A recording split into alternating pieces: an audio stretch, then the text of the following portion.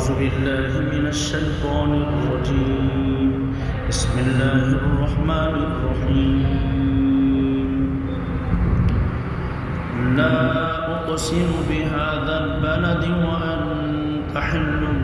بهذا البلد ووالد وما ولد لقد خلقنا الإنسان في كبد أيحسب أن لن يقدر عليه أحد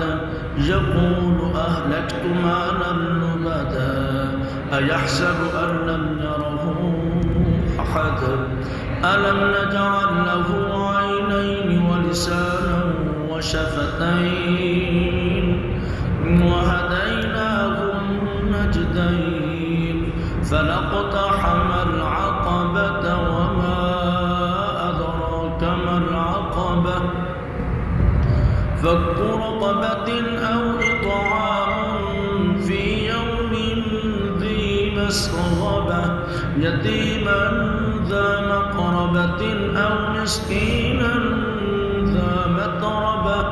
ثم كان من الذين آمنوا وتواصوا بالصبر